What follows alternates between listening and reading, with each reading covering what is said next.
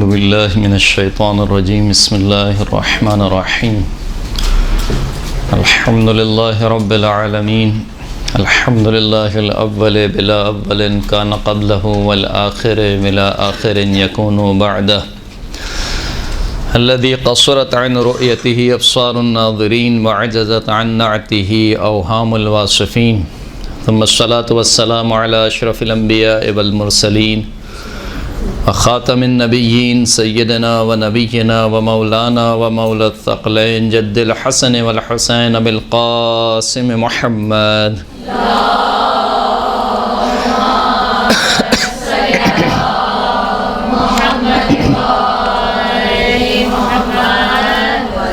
وعلى آله الطيبين الطاهرين المعصومين الذين أذهب الله عنهم الرجس وطهرهم تطهيرا اللهم صل على محمد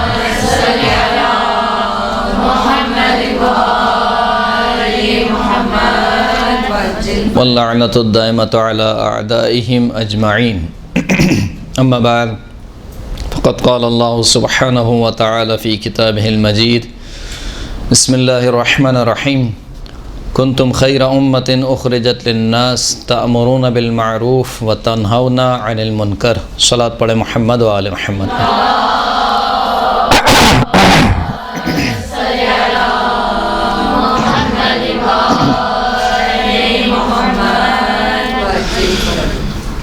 سورہ مبارکہ آل عمران آیت نمبر 110 ارشاد رب العزت ہو رہا ہے کہ کنتم خیر امت اخرجت للناس، تم بہترین امت ہو کہ جو لوگوں کے لیے نکلتی ہو.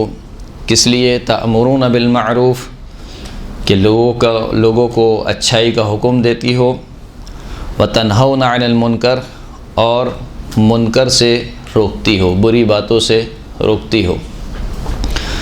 امر بالمعروف نہی عن المنکر دین مبین اسلام کا ایک انتہائی اہم واجب اور فریضہ کہ جس کے اوپر شریعت قائم ہے، جس کو انبیاء کا فریضہ کہا گیا، جس کو انبیاء کا طریقہ اور منہاج کہا گیا.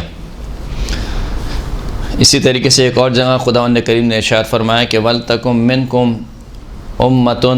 أُمَّةٌ يَدْعُونَ إِلَى الْخَيْرِ وَيَأْمُرُونَ بِالْمَعْرُوفِ وَيَنْهَوْنَ عَنِ الْمُنْكَرِ وَأُولَئِكَ هُمُ الْمُفْلِحُونَ.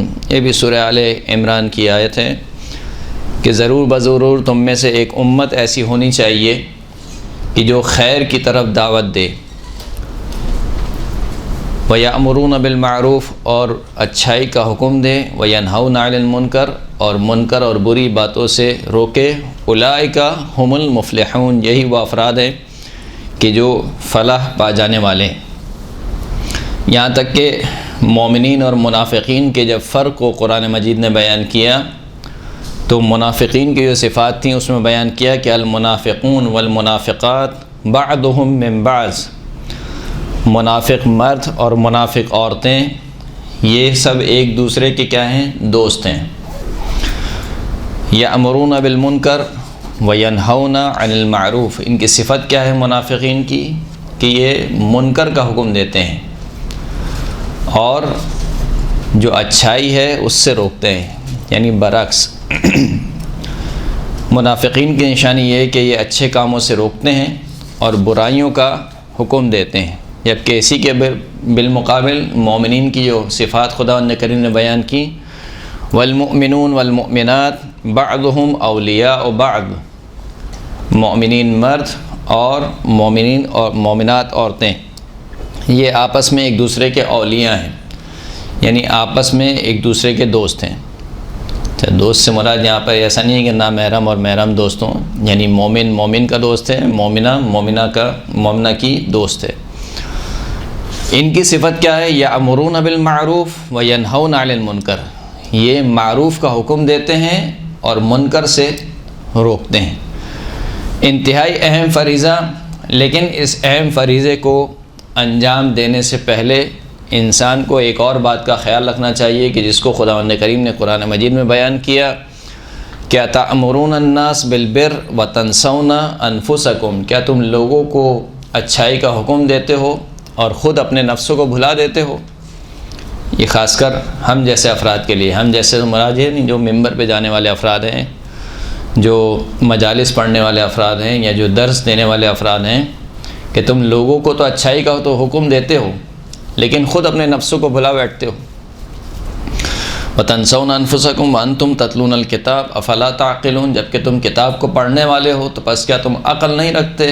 یعنی تمہیں اتنا عقل و شعور نہیں ہے کہ جس بات کا تم دوسروں کو حکم دے رہے ہو کہ غیبت نہیں ہونی چاہیے، مثال کے طور پر تہمت نہیں لگانی چاہیے، حرام نہیں کھانا چاہیے، مثال کے طور پر کہ جھوٹ نہیں بولنا چاہیے، جس بات کا تم دوسروں کو حکم دے رہے ہو خود اس بات کے مرتکب ہو، خود اس برائی کے مرتکب ہو، یا جن اچھائیوں کا تم دوسروں کو حکم دے رہے ہو کہ مثال کے طور پر معاشرے میں نماز قائم ہونی چاہیے، معاشرے میں جو ہے وہ جو دینی اقدار ہیں، اسلامی اقدار ہیں، عورتوں کو حجاب کرنا چاہیے، مکس گیدرنگ نہیں ہونی چاہیے، مثال کے طور پر گانا نہیں ہونا چاہیے، لیکن خود جو ہے وہ اپنا جو تمہارا گھر ہے اس میں یہ چیزیں موجود نہیں ہیں۔ تو انتہائی اہم فریضہ، اس اہم فریضے کو انجام دینے کی کچھ حدود اور قیود کو بیان کیا۔ اچھا، یہ جو موضوع ابھی ہم نے انتخاب کیا ہے امر بالمعروف اور نہی عن المنکر کا، اس کی وجہ یہ کہ ذاکری کی کلاس باقاعدہ شروع ہو رہی ہے، اور ذاکری ایک طریقے سے امر بالمعروف اور نہی عن المنکر کے زمرے میں آتا ہے۔ یعنی جب آپ مجلس پڑھتے ہیں تو مجلس میں کیا کرتے ہیں آپ؟ یہی امر بالمعروف اور نہی عن المنکر کرتے ہیں، چاہے آپ فضائل بیان کریں۔ یعنی امر بالمعروف اور نہی عن المنکر کا مطلب یہ نہیں ہے کہ فقط ہمارے یہاں دو برانڈ ہیں مجلس کے، ایک تبلیغی مجلس اور ایک فضائل والی مجلس، یہ بھی ہم نے بنائے ہیں، صحیح نا؟ تو تبلیغی مجلس کو ہم کہتے ہیں کہ یہ تو امر بالمعروف اور نہی عن المنکر والی مجلس ہے، لیکن جو فضائل والی مجلس ہے اس کو ہم سمجھتے ہیں کہ یہ ایسی ہے، یعنی تو ایسا نہیں ہے۔ ہر مجلس امر بالمعروف اور نہی عن المنکر کی مجلس ہے، چاہے وہ اس میں فضائل ہی کیوں نہ بیان ہو رہے ہوں۔ خود فضائل کا بیان بھی امر بالمعروف کے زمرے میں آتا ہے، کیونکہ بہرحال فضائل کے بیان سے اب ائمہ اطہار کی معرفت کو لوگوں تک پہنچا رہے ہیں، جس معرفت کو حاصل کرنا لوگوں پر واجب ہے، ضروری ہے، تو بہرحال امر بالمعروف اور نہی عن المنکر کے زمرے میں آتا ہے۔ تو کیونکہ ہمارا کام، یعنی جس کام کی طرف ہم جانا چاہ رہے ہیں، جو ہمارا ہدف اور مقصد ہے، وہ امر بالمعروف اور نہی عن المنکر ہے، لہٰذا اس موضوع کو منتخب کیا گیا۔ لیکن یہ بہت ہی انتہائی جسے کہنا چاہیے حساس موضوع ہے، امر بالمعروف اور نہی عن المنکر، کیونکہ جس طریقے سے ہر واجب کی شروط اور حدود بیان ہوئی ہیں، اسی طریقے سے امر بالمعروف کی بھی شروط اور حدود بیان ہوئی ہیں۔ یعنی آپ یہ نہیں کر سکتے کہ مثال کے طور پر کسی شخص کو آپ نے فضائل سنائے نماز کے کہ نماز پڑھو، نماز پڑھنے سے یہ ہوتا ہے، فلاں ہوتا ہے، بندہ نماز پڑھتا ہے تو اس کے گناہ ایسے جھڑتے ہیں جیسے درختوں سے پتے جھڑتے ہیں، یا 2 رکعت نماز پڑھنے کے بعد انسان ایسا ہو جاتا ہے کہ جیسے ابھی اس نے جنم لیا ہو۔ تو آپ نے فضائل سنا دیے، اب فضائل سننے کے بعد مثال کے طور پر وہ شخص کہے کہ صحیح ہے، ابھی صبح کے 10 بجے میں صبح کے 10 بجے جو ہے وہ فجر کی نماز پڑھوں گا، یا رات کو مثال کے طور پر 8-9 بجے جو ہے وہ ظہر و عصر کی نماز پڑھوں گا، یا وہ کہے کہ اچھا نماز اتنی اچھی چیز ہے تو میں فجر کی نماز 2 رکعت کے بجائے 10 رکعت پڑھوں گا، یا ظہر کی نماز 4 رکعت کے بجائے مجھے بہت تھکن ہو رہی ہے تو میں 2 رکعت پڑھوں گا۔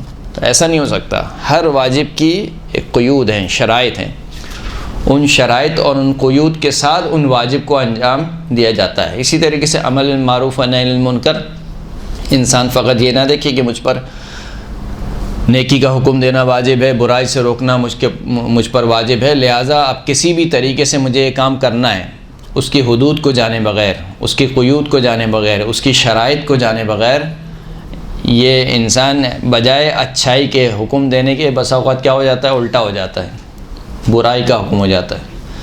کیونکہ امر بالمعروف اور نہی عن المنکر سے بھی زیادہ اہم منکر کیا ہے؟ فساد ہے۔ خدا نے فساد کو پسند نہیں کیا، اور قرآن مجید کی نہ جانے کتنی آیات ہیں کہ خدا فساد نہیں چاہتا ہے۔ فساد کا مطلب کیا ہے؟ فساد کا مطلب یہ کہ معاشرے کا ایک نظام دھرم بھرم ہو جائے، ایک دوسرے کی دست و گریبان ہو جائیں، لوگ ایک دوسرے کے خون کے پیاسے ہو جائیں یا خون بہایا جائے، یہ فساد ہے۔ الفتنۃ اشد من القتل، فتنہ جو ہے وہ کیا ہے؟ قتل سے زیادہ شدید تر ہے۔ فتنہ، فساد، یہ اس سے زیادہ شدید تر ہے۔ تو آپ ایک اچھائی کو انجام دینے جا رہے ہیں، جبکہ دوسری جانب سے آپ کو معلوم نہیں ہو رہا ہے کہ اس سے بڑھ کر ایک منکر ہے جو آپ کی اچھائی کے نتیجے میں معاشرے میں رائج ہو رہا ہے، جس کو خدا کریم نے پسند نہیں کیا ہے۔ تو عمل بالمعروف نہی عن المنکر بہت اہم فریضہ ہے، لیکن اس کی شرائط، اس کی حدود کو سمجھنا، سیکھنا ضروری ہے۔ ظاہر سی بات ہے، عمل بالمعروف نہی عن المنکر کون کرے گا؟ جس کو خود پہلے پتہ ہو کہ معروف کیا ہے۔ جب آپ کو پتہ ہی نہیں کہ معروف کیا ہے تو آپ کیسے معروف کا حکم دیں گے؟ جب آپ کو معلوم ہی نہیں کہ منکر کیا ہے تو آپ کیسے منکر سے روکیں گے؟ بس اوقات یہ بھی ہوتا ہے کہ ہم نے ایک دائرہ بنایا ہوا ہے، یعنی ہمارے نزدیک چند چیزیں ہیں، مثال کے طور پر 10-20 چیزیں یہ معروف، یہ 10-20 چیزیں منکر، ہم اسی کو عمل معروف اور نہی عن منکر سمجھتے ہیں، اور پھر اس کے بعد ہم تبلیغ شروع کر دیتے ہیں اور اس کے اوپر زور دینا شروع کر دیتے ہیں، جبکہ ممکن ہے کہ آپ جس مجتہد کی تقلید کرتی ہیں صحیح ہے، اس کے نزدیک ایک چیز حرام ہے، لیکن سامنے والا جو عمل کر رہا ہے ممکن ہے وہ کسی اور مجتہد کا مقلد ہو، اس کے نزدیک وہ چیز حرام نہ ہو۔ مثال کے طور پر آیت اللہ خوئی کے نزدیک کیا ہے؟ چہرے کو ڈھانپنا واجب ہے، عورت کے لیے چہرے کو ڈھانپنا واجب ہے۔ اب آپ نے پوری تقریر کر دی مثال کے طور پر کہ چہرے کو ڈھانپنا چاہیے، ہمارے یہاں خواتین آتی ہیں اور یہ نہیں کرتی ہیں اور وہ نہیں کرتی ہیں، مجلس امام حسین میں آ رہی ہیں، ان کو شرم نہیں آ رہی ہے، اور یہ وہ فلاں دھماکہ، پوری تقریر، جبکہ دیگر مراجع کا کیا فتویٰ ہے کہ چہرے ڈھانپنا ضروری نہیں ہے۔ تو آپ اپنے اعتبار سے کیا کر رہی ہیں؟ عمل معروف کر رہی ہیں، لیکن وہ ہو کیا رہا ہے؟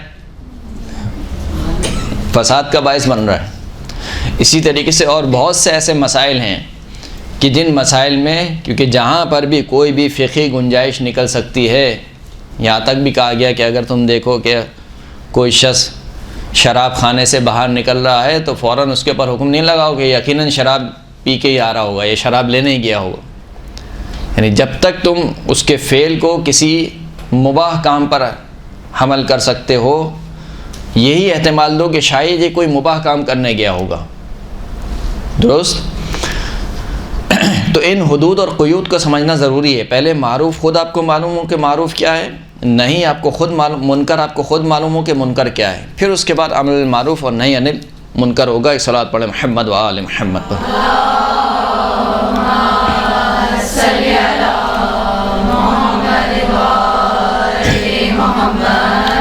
کچھ احادیث ہیں جو آپ کی خدمت میں پیش کرنا چاہتا ہوں، کہ جیسے کہ سرکار ختم مرتبہ حضرت محمد مصطفیٰ صلی اللہ علیہ وآلہ وسلم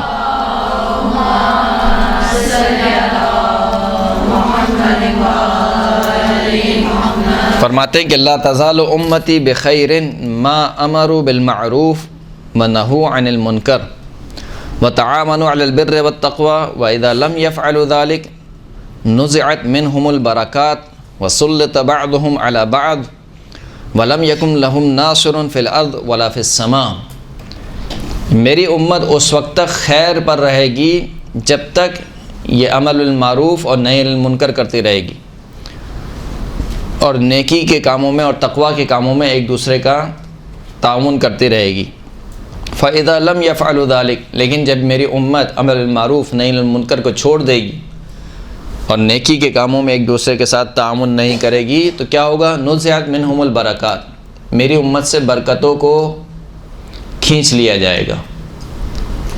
وَسُلِّطَ بَعْضُهُمْ عَلَى بَعْضٍ، ان میں سے بعض کو بعض پر مسلط کر دیا جائے گا، جبکہ نہ زمین میں ان کا کوئی مددگار ہوگا نہ آسمان میں کوئی ان کا مددگار ہوگا، یعنی ایک ایسا فتنہ روئے زمین پر برپا ہوگا کہ ان کا کوئی ناصر و کوئی مددگار نہیں ہوگا، یہ دعا کے لیے پکاریں گے، ان کی دعا قبول نہیں ہوگی۔ یہ کب ہوگا؟ جب انسان عمل بالمعروف، ایک پورا معاشرہ، کیونکہ ایک اسلامی معاشرے کی اقدار میں سے ایک قدر ہے عمل معروف نہی عن المنکر، یعنی اگر آپ ایک اسلامی معاشرہ قائم کرنا چاہتے ہیں تو اس کے لیے اہم رکن عمل معروف و نہی عن المنکر ہے۔ آج دنیاوی امور میں ہم عمل معروف نہی عن المنکر کرتے ہیں، لیکن اخروی امور میں ہم عمل معروف و نہی عن المنکر نہیں کرتے ہیں۔ مثال کے طور پر کوئی شخص اپنا گھر بنا رہا ہے، اگر اس نے تھوڑا سا آگے کر لیا ہے گھر، اور آپ دیکھ رہے ہیں کہ نہیں مسئلہ ہو رہا ہے، آپ کی پارکنگ میں مسئلہ ہے، یہ گلی میں مسئلہ ہے، تو ہم اس کو بولتے ہیں، بولنا بھی چاہیے کہ یہ گھر آپ نے آگے کیا ہے، یہ صحیح نہیں ہے۔ لیکن اگر برابر والے گھر سے گانے کی آواز آ رہی ہے تو ہم کیا کہتے ہیں؟ اس کو اپنی قبر میں جانا ہے، ہمیں اپنی قبر میں جانا ہے۔ ایسا نہیں صحیح ہے، آپ کو اس کو اپنی قبر میں جانا ہے، آپ کو اپنی قبر میں جانا ہے، لیکن بہرحال آپ کو جواب دینا ہے کہ جب تمہارے برابر سے گانے کی آواز آ رہی تھی اور تم کر سکتے تھے، اس کو بول سکتے تھے اچھے انداز میں، منع کر سکتے تھے، تو تم نے کیوں منع نہیں کیا؟ یا مثال کے طور پر فیملی کا کوئی ایسا پروگرام ہے جس میں آپ دیکھ رہے ہیں کہ ایک مکس گیدرنگ ہے، اور آپ اپنے عمل سے یا اچھے انداز میں آپ اس کو منع کر سکتے ہیں یا اس کو سمجھا سکتے ہیں، یا کم از کم سمجھا نہیں سکتے تو کم از کم اتنا تو کر سکتے ہیں کہ آپ خود اٹھ کے آ جائیں، اتنا تو انسان ایک کر سکتا ہے نا، کہ یہ بھی بہرحال امر بالمعروف و نہی عن المنکر کے ایک جسے کہنا چاہیے کہ ایک اسٹیپ میں سے، کہ آپ نے اپنی ناراضگی کا اظہار کیا کہ بھائی میں تمہارے اس فعل سے راضی نہیں ہوں۔ جب آپ نے یہ اظہار کر دیا تو فی الحال یہاں پر اتنا ہی کافی ہے امر بالمعروف و نہی عن المنکر کے لیے۔ تو ہم دنیاوی امور میں امر بالمعروف و نہی عن المنکر کرتے ہیں، لیکن اخروی امور میں ہم سست پڑ جاتے ہیں، یا ہم کہتے ہیں کہ صحیح ہے وہ کر رہا ہے کرنے دو، ان کا تو مزاج ہی ایسا ہے، ان کو کرنے دو۔ ایسا نہیں۔ مولا کائنات فرماتے ہیں کہ من ترک انکار المنکر بقلبہ ولسانہ ویدہ فہو میت بین الاحیاء، جو شخص منکر کو انکار کرنا چھوڑ دے، منکر سے روکنا چھوڑ دے، اپنے دل کے ذریعے، اپنی زبان کے ذریعے اور اپنے ہاتھ کے ذریعے، دیکھیں یہ سارے اسٹیپ ہیں، امر بالمعروف و نہی عن المنکر کے اسٹیپ ہیں۔ آخری اسٹیپ کیا ہے؟ آخری اسٹیپ یہ کہ کم از کم دل میں تو آپ اس کو برا سمجھیں۔ اچھا، یہ امر بالمعروف و نہی عن المنکر کے اسٹیپ میں سے نہیں آتا یہ والا، بلکہ یہ تو ایک مستقلاً واجب ہے، یعنی دل سے برائی کو برائی سمجھنا اور اچھائی کو اچھائی سمجھنا، اچھے لوگوں کو اچھا سمجھنا اور برے لوگوں کو برا سمجھنا، اس کو آپ کہتے ہیں تولا اور تبرہ۔ یہ ایک الگ سے واجب ہے، یعنی یہ امر بالمعروف و نہی عن المنکر کے اسٹیپ میں نہیں آتا ہے، یہ تو کام اپنے ہر صورت میں کرنا ہی ہے۔ اس کے بعد کے اسٹیپ آئیں گے کہ آپ ہاتھ سے روک سکتے ہیں۔ ہاتھ سے روکنے کا مطلب یہ نہیں ہے کہ فتنہ و فساد ہو، ہاتھ سے روکنے کا مطلب یہ کہ آپ کے پاس اتنا، مثال کے طور پر آپ والدین ہیں، آپ دیکھ رہے ہیں کہ آپ کا بچہ جو ہے وہ گانا سن رہا ہے، مثال کے طور پر آپ دیکھ رہے ہیں کہ آپ کا بچہ کسی منکر کام کو انجام دے رہا ہے، تو آپ والدین ہیں، آپ اس کو ہاتھ سے روک سکتے ہیں، یہاں پہ کوئی فساد وغیرہ برپا نہیں ہوگا۔ تو اگر ہاتھ سے روکنا ممکن ہے جبکہ اس کے نتیجے میں کوئی فساد برپا نہ ہو تو ہاتھ سے روکنا واجب ہے۔ اگر ہاتھ سے نہیں روک سکتے ہیں تو کم از کم زبان اللہ نے آپ کو دی ہے، آپ زبان سے کہہ سکتے ہیں، 2 حرف کہہ سکتے ہیں، آپ سائڈ میں لے جا کے کہہ سکتے ہیں کہ دیکھیں یہ کام آپ جو کر رہے ہیں یہ کام صحیح نہیں ہے، شادی کی محفل ہے، اپنے گانے بجائے ہوئے ہیں، برتھ ڈے کی پارٹی ہے مثال کے طور پر، اس میں گانے چل رہے ہیں، یہ کام صحیح نہیں ہے، اہل بیت علیہ السلام اس سے راضی نہیں ہیں، یہ کام جو ہے وہ اہل بیت علیہ السلام کے ماننے والوں کو زیب نہیں دیتے ہیں۔ یہ 2-4 الفاظ آپ کہہ سکتے ہیں، نہیں کہہ سکتے؟ کہہ سکتے ہیں، اگرچہ کہ وہ ناراض ہو، خوب ناراض ہوتا ہے، ناراض ہو، کیا مسئلہ ہے؟ آپ نے اپنے لیے تو اس کو ناراض نہیں کیا نا، اللہ کے لیے اس کو ناراض کیا ہے۔ تو پہلا جو مرحلہ ہے، جو قلب کا مرحلہ ہے، وہ تو خیر واجب ہے ہی، پھر اس کے بعد اگر ہاتھ سے روک سکتے ہیں تو ہاتھ سے نہیں روک سکتے ہیں تو کم از کم زبان سے نہیں روک سکتے ہیں، کم از کم اپنے کردار سے، یعنی آپ یہ کام تو کر سکتے ہیں نا کہ وہاں سے اٹھ کے آ سکتے ہیں، اتنا کام تو ہو سکتا ہے، یعنی کسی بھی طریقے سے آپ یہ اظہار کریں کہ دیکھو تمہارے اس کام سے میں راضی نہیں ہوں، کیونکہ جہنم میں فقط وہ لوگ نہیں جائیں گے کہ جو برے کام کرتے ہوں گے، بلکہ وہ بھی جہنم میں جائیں گے جو اس برے کام سے راضی ہوں گے۔ اب زیارت عاشورہ میں کیا پڑھتے ہیں؟ زیارت وارثہ میں لعن اللہ امتن قتلت کا، ولعن اللہ امتن ظلمت کا، ولعن اللہ امتن سمعت بذلک فرضیت بہ۔ لعنت ہو اس امت پر جس نے آپ کو قتل کیا، لعنت ہو اس امت پر جس نے آپ پر ظلم کیا، لعنت ہو اس امت پر کہ جو آپ کی صدائے استغاثہ سنتا رہا، یعنی آپ پر جو ظلم ہو رہا ہے سنتا رہا، فرضیت بہ، لیکن اس پہ راضی بھی رہا۔ تو 3 گروہ پر آپ لعنت بھیجتے ہیں۔ اب فقط شمر پر لعنت نہیں ہے، فقط پسر سعد پر لعنت نہیں ہے، شمر پہ بھی لعنت ہے، پسر سعد پہ بھی لعنت ہے، یزید پہ بھی لعنت ہے، صحیح ہے۔ اس کے ساتھ ساتھ ان تمام افراد پہ کہ جو سید الشہداء کی نصرت اور مدد کر سکتے تھے، اس کے بعد مدد اور نصرت نہیں کی اور سنتے رہے، تو جو اس فعل پر راضی ہے، جو اس منکر پر راضی ہے، وہ یہ نہ سمجھے کہ نہیں مجھے کچھ نہیں ہوگا، بلکہ الراضی بفعل قوم کا شریکہم، کسی قوم کے فعل پر راضی ہونے والا گویا ایسا ہی ہے کہ جیسے وہ ان کے ساتھ اس کام میں شامل ہو، شریک ہو۔ ایک صلوات پڑھیں محمد و آل محمد۔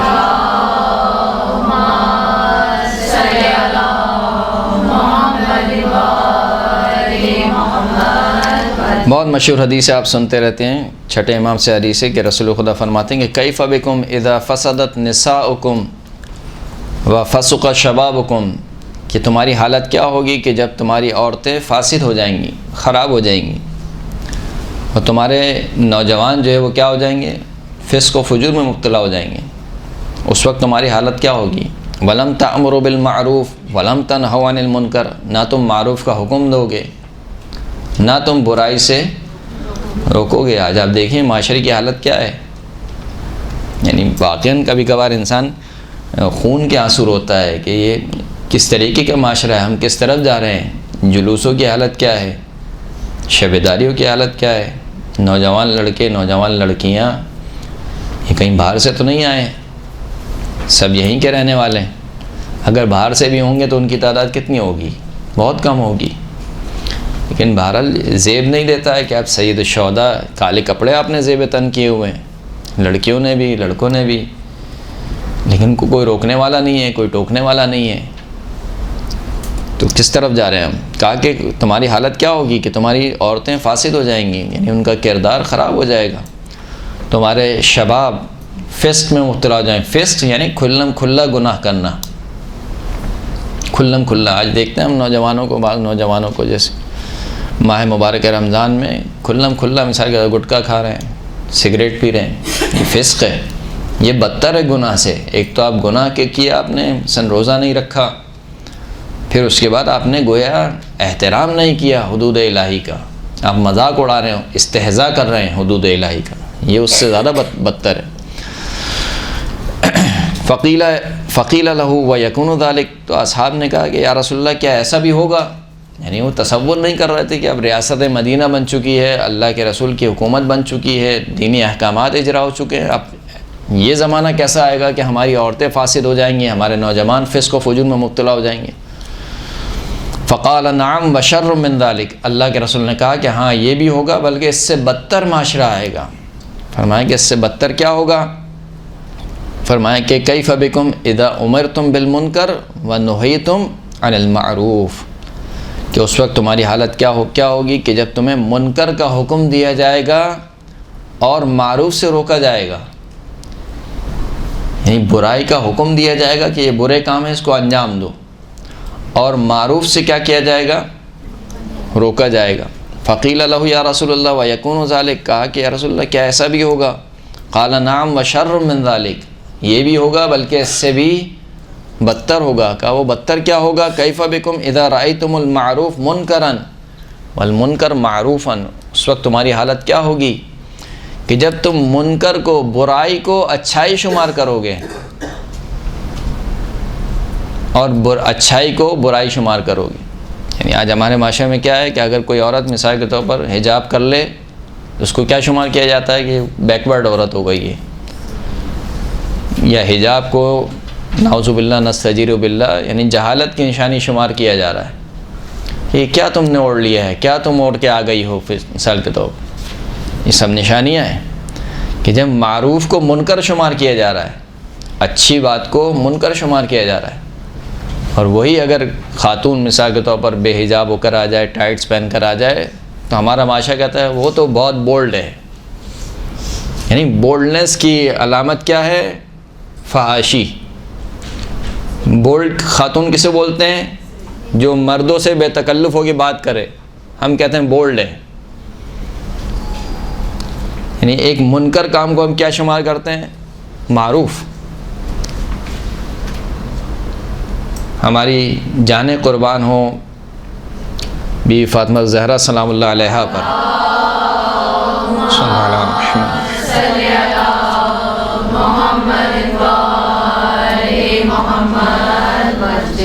اور لاکھوں جانیں قربان ہو بنت علی پر. ان سے زیادہ تو کوئی پاک باز نہیں ہو سکتا، ان سے زیادہ بافضیلت کوئی نہیں ہو سکتا ہے، ان سے زیادہ حجاب کس کا اچھا ہو سکتا ہے. لیکن جہاں ضرورت پڑی وہاں پر ماں نے بھی خطبہ دیا، بیٹی نے بھی خطبہ دیا، اسلام کی خاطر خطبہ دیا. اور خطبہ کیسا خطبہ؟ جو بلاغات النساء میں شامل ہے، یعنی وہ خطبہ جو انتہائی فصیح و بلیغ خطبہ. اسے آپ کہتے ہیں نا کہ یہ تو بہت شرماتی ہے، یہ کسی سے بات نہیں کرتی ہے، یہ نہیں کرتی، فلاں نہیں کرتی، یہ تو ایسی رہتی ہے. سیدہ کونین کہ جن کا حجاب کسی نے نہیں دیکھا تھا، اس کے باوجود جب وہ آئی ہیں تو جو خطبہ دیا ہے وہ بلاغات النساء میں شامل ہوا ہے. اور وہی بنت فاطمہ جب خطبہ دے رہی ہیں تو ایسا خطبہ دیا ہے کہ کہنے والا کہتا ہے کہ گویا بنت علی کی زبان میں آج کون بول رہا ہے؟ علی ابن ابی طالب بول رہے ہیں. تو جس چیز کو آپ بولڈنس شمار کر رہے ہیں کہ نہیں، بولڈ کا مطلب کیا ہے، یہ مردوں سے بے تکلف ہو کے بات کرے تو اس کا مطلب بولڈ ہے، چادر سر پہ نہ لے تو اس کا مطلب بولڈ ہے، ٹی شرٹ پینٹ پہنے مثال کے طور پر ہم کہتے ہیں کیا ہے، بولڈ ہے. تو یہ واویلا ہے آخری زمانے کی علامات میں سے ہے کہ جب معروف کو منکر شمار کیا جائے، اچھی بات کو برا شمار کیا جائے، اور منکر کو معروف شمار کیا جائے.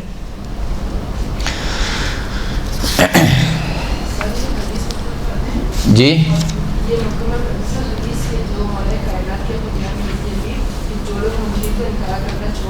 جی جی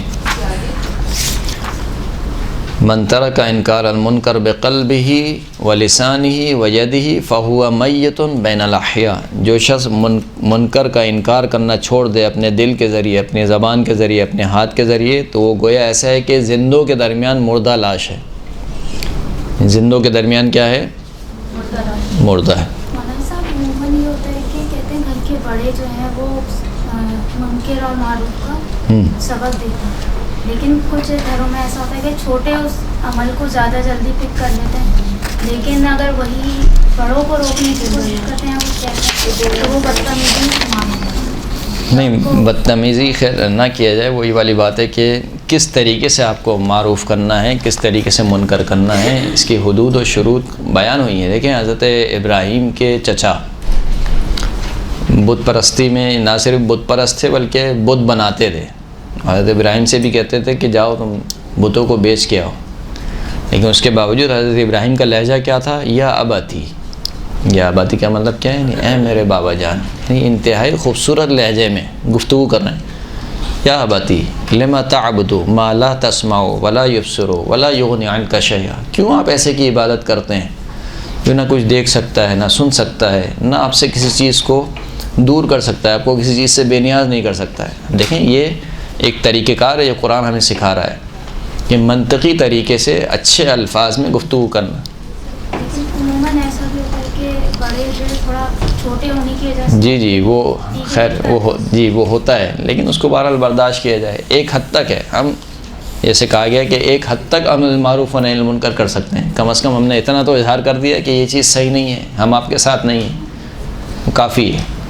اس سے زیادہ ہم نہیں بڑھ سکتے ہیں آگے. ہم یہ نہیں کر سکتے ہیں کہ بڑوں کا ہاتھ بڑھ کے روکیں یا مثال کے طور پر ان کے ساتھ بدتمیزی کریں، والدین کے ساتھ بدتمیزی کریں. اس کی اجازت نہیں ہے. صحیح ہے، ایک کام برا کام ہو رہا ہے، آپ نے اظہار کر دیا کہ یہ کام نہیں ہونا چاہیے، یہ کام صحیح نہیں ہے، کافی ہے. آپ نے اپنا وظیفہ انجام دے دیا، اب وہ کر رہے ہیں ان کی ذمہ داری، لیکن آپ کا جو وظیفہ تھا وظیفہ ہو گیا. جی ایسا کرنے سے لوگ مخالف ہو جاتے ہیں. ہونے دیں، وہ لوگ تو امام حسین کے مخالف ہو گئے. جی یعنی آپ اپنا پوائنٹ آف ویو ان کو بتا دیں کہ یہ کام صحیح نہیں ہو رہا ہے، آپ یہ گانا کر رہے ہیں، یہ گانا نہیں ہونا چاہیے. اس کے بعد بھی اگر وہ کر رہے ہیں تو صحیح ہے، ان کی آپ نے اپنی ذمہ داری ادا کر دی. لیکن لوگوں کا خلاف ہو جانا، بہرحال لوگ تو خلاف ہوں گے جب آپ یہ کام کریں گے. لوگوں کی مخالفت تو بہرحال آپ کو مول لینی پڑے گی. آپ ہر ایک کے سامنے اچھا نہیں ہو سکتے، یعنی اگر آپ ان کا ساتھ دے بھی لیں تب بھی آپ کوئی نہ کوئی آپ کے مخالف ہوگا. ایسا ہو سکتا ہے کہ جیسے مکس گیدرنگ ہے، ہم منع نہیں کرتے، اتنے کلوز ہمارے سسرالی جیسے رشتے دار ہیں، تو ہم اپنے عمل سے ظاہر کر سکتے ہیں. جی جی. ہم اپنی اولاد کو، بیٹیوں کو خود چادر پہن کے ریپرزینٹ کریں. یہ ہو سکتا ہے. یہ آیت اللہ سستانی سے بھی یہ سوال کیا گیا کہ ایک ایسی محفل ہے کہ جو ہمارے ایک بہت قریبی رشتہ داروں کی محفل ہے، اس میں مکس گیدرنگ ہو رہی ہے، تو اس میں انہوں نے کہا کہ کم از کم آپ کو اپنے عمل سے یہ ظاہر کرنا ضروری ہے کہ میں تمہارے اس فعل سے راضی نہیں ہوں، یہ فعل صحیح نہیں ہے. ٹھیک نا. اب دیکھیں اس کے مختلف اسٹیپ ہیں. یہ جو امر معروف و نہی عن المنکر ہے نا، اس میں مکان و زمان کی شرائط بہت اہمیت رکھتی ہیں. ممکن ہے کہ آپ ایک والدہ ہیں، آپ کے لحاظ سے امر معروف و نہی عن المنکر کا وظیفہ کچھ اور ہو اور آپ کی بیٹی کا وظیفہ کچھ اور ہو. یعنی افراد کے اعتبار سے میں آپ کو ایک مثال دیتا ہوں کہ سید الشہداء امام حسین علیہ الصلوۃ والسلام نکلے ہیں. صلی اللہ علیہ وسلم. امام نے کیا کہا کہ ارید ان آمر بالمعروف وانہی عن المنکر. میں جو یہ نکل رہا ہوں یہ کسی فتنے فساد کے لیے نہیں نکل رہا ہوں، میں چاہتا ہوں عمل معروف کروں اور نہی عن المنکر کروں. صحیح ہے، بہت مشہور ہے، بہرحال روایت ضعیف ہے لیکن بہرحال پڑھی جاتی ہے. تو عمل معروف و نہی عن المنکر کے لیے امام حسین نکل رہے ہیں. اچھا، اب نکل رہے ہیں تو اپنے ساتھ صرف مردوں کو نہیں لے رہے ہیں بلکہ خواتین کو بھی لے رہے ہیں. یہاں تک کہ 6 ماہ کے بچے، خیر اس وقت تو 6 ماہ کی عمر نہیں تھی، 17 دن کہا جاتا ہے، 17 دن جناب علی اصغر کی عمر مبارک، اس بچے کو بھی، یعنی جو دودھ پیتا بچہ ہے اس کو بھی لے کر نکل رہے ہیں. نکل کر پہنچتے ہیں مکہ. پھر مکہ سے اس کے بعد دوبارہ جو اپنے عمرے کو، حج کو عمرے میں تبدیل کرتے ہیں. پھر اس کے بعد دوبارہ نکل جاتے ہیں کوفے کی طرف. پھر اس کے بعد ان کو خبر ملتی ہے کہ جناب مسلم کو شہید کر دیا گیا. اس کے بعد حر سے ملاقات ہوتی ہے. پھر اس کے باوجود وہ اپنے سفر کو جاری رکھتے ہیں. اگر عام اعتبار سے دیکھا جائے کہ جہاں پر ایک مسلمان کی جان خطرے میں ہو، عزت خطرے میں ہو، مال خطرے میں ہو، تو وہاں پہ عمل معروف و نہی عن المنکر کا وظیفہ ساقط ہے.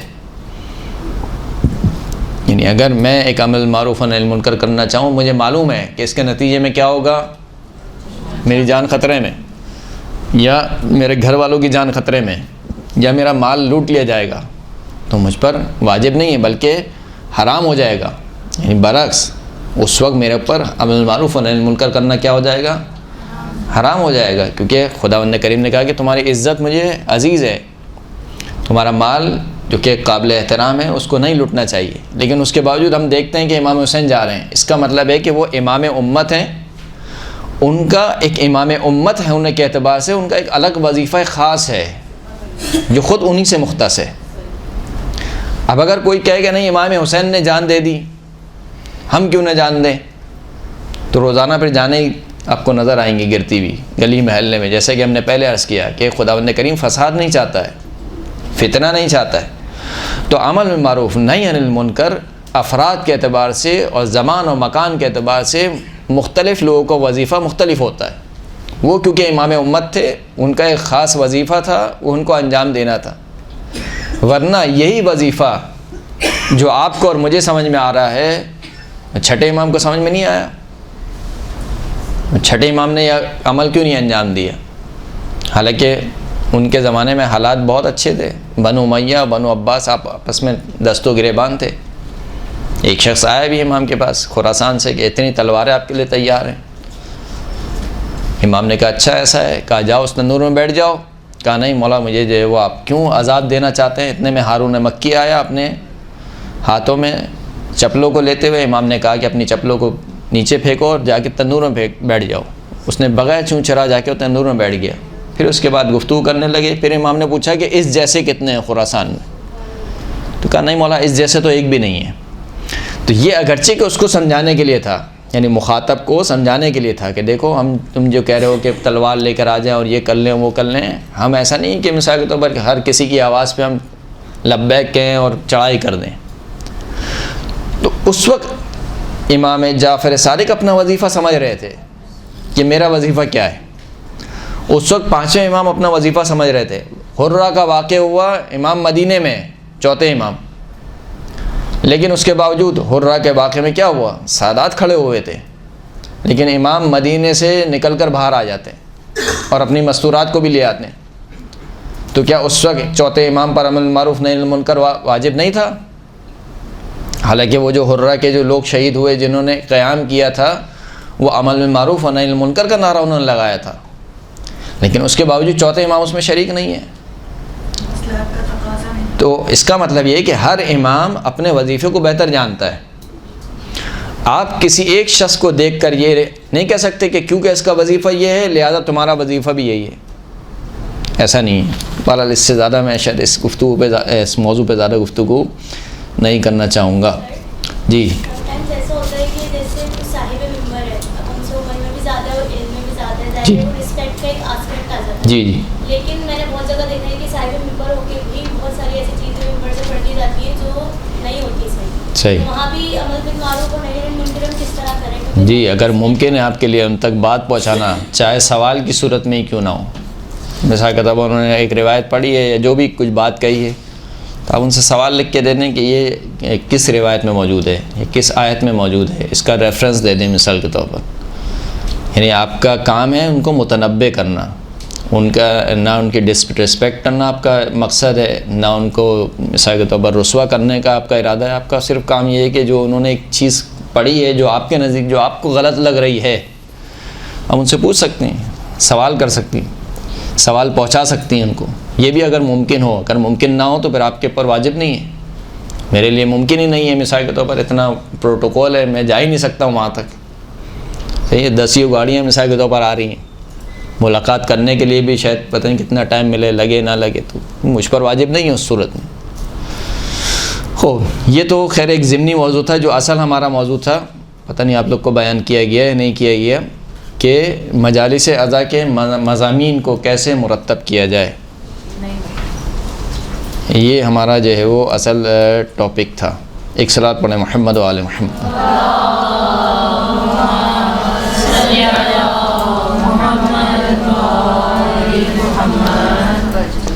دیکھیں مجالس اعضاء کے مضامین کو مرتب کرنے میں جو سب سے پہلی بات جو سب سے اہم ہے وہ یہ ہے کہ آپ نے سب سے پہلے اپنا موضوع منتخب کرنا ہوتا ہے۔ مجالس اعضاء میں کس طرح مضامین کو ترتیب دیا جائے، سب سے پہلے آپ کو موضوع منتخب کرنا ہوتا ہے کہ آپ کس موضوع پر گفتگو کرنا چاہتی ہیں، چاہے وہ عقائدی ٹاپک ہو، چاہے وہ اخلاقی ٹاپک ہو، چاہے وہ کوئی فقہی ٹاپک ہو، فرق نہیں پڑتا۔ آپ سب سے پہلے موضوع کو منتخب کریں۔ میرا موضوع کیا ہے؟ مثال کے طور پر امامت، مجھے امامت پر گفتگو کرنی ہے۔ اب اس امامت پر گفتگو کرنے کے لیے جب آپ نے موضوع منتخب کر لیا، اب اس موضوع کے متعلق خود ہی سوالات بنائیے۔ مثال کے طور پر آپ نے موضوع منتخب کیا امامت، پھر آپ نے سوال بنایا کہ امام کسے کہتے ہیں، یہ ایک سوال ہے۔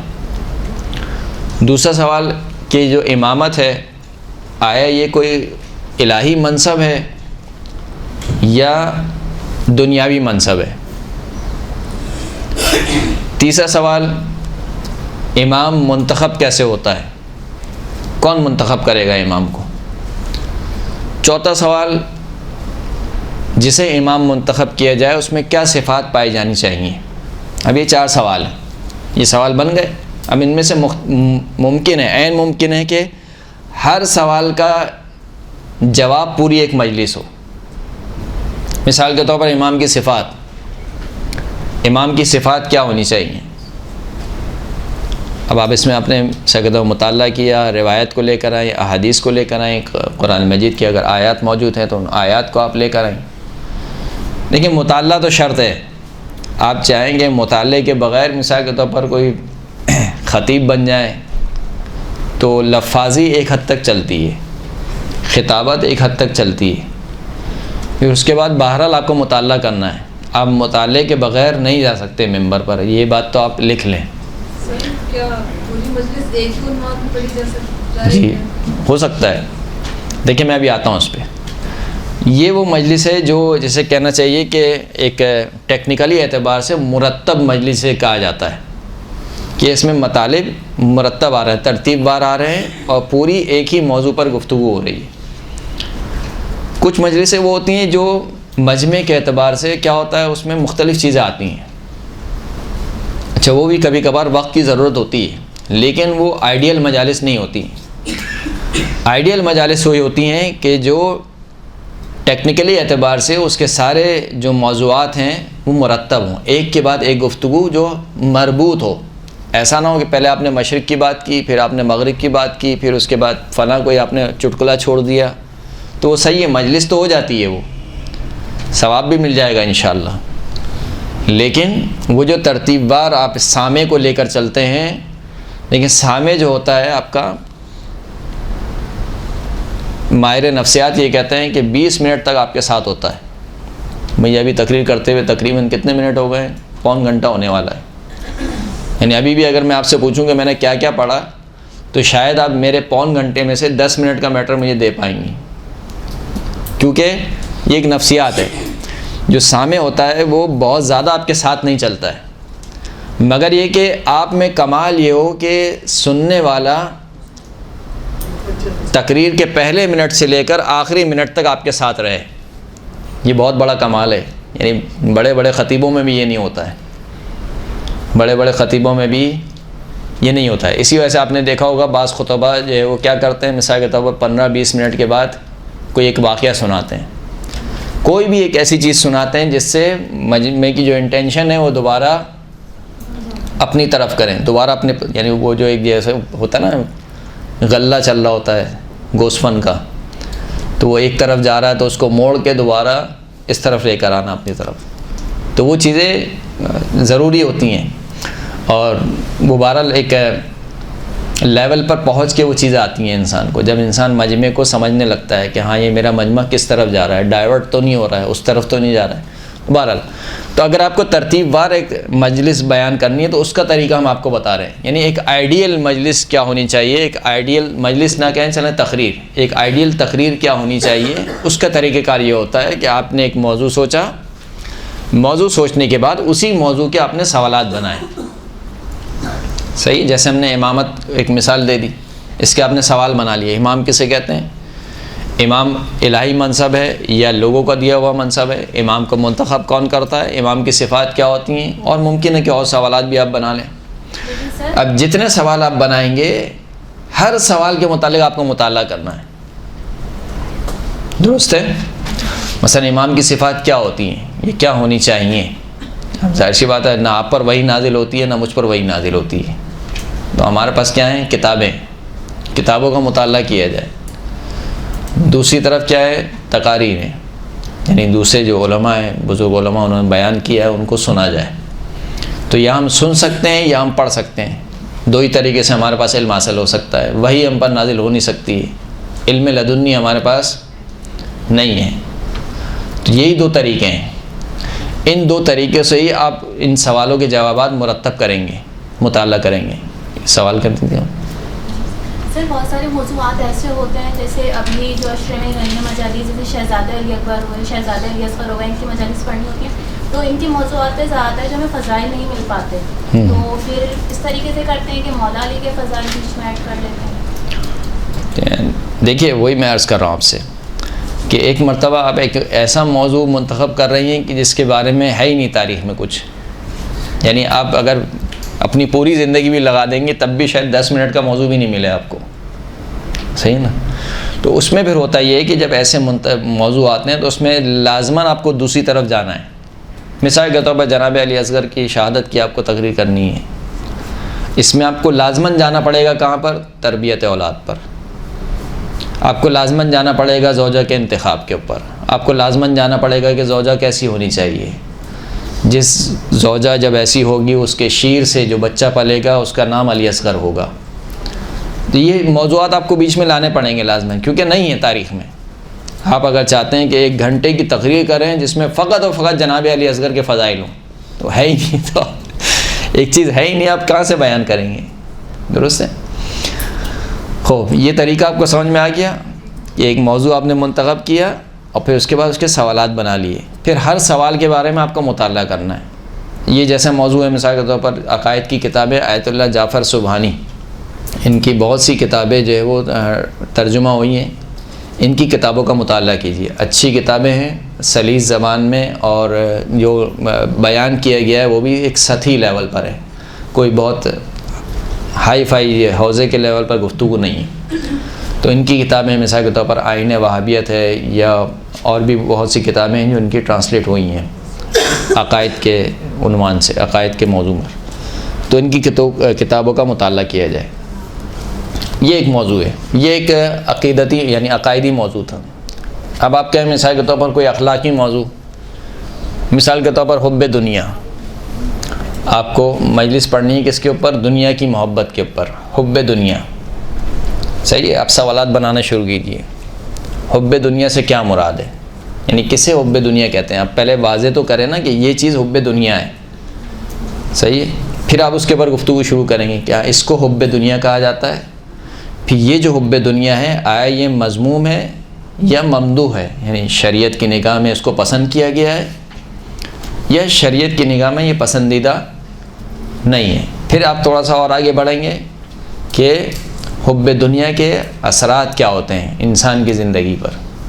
جب انسان حب دنیا کے مرض میں مبتلا ہو جائے تو اس کے اثرات کیا پڑتے ہیں. پھر اس کے بعد آپ اور آگے بڑھیں گے کہ اگر خدا نخواستہ کوئی شخص اس حب دنیا کے مرض میں مبتلا ہو گیا ہے تو اس سے چھٹکارا کیسے پائے گا، یعنی اس کا علاج کیا ہے.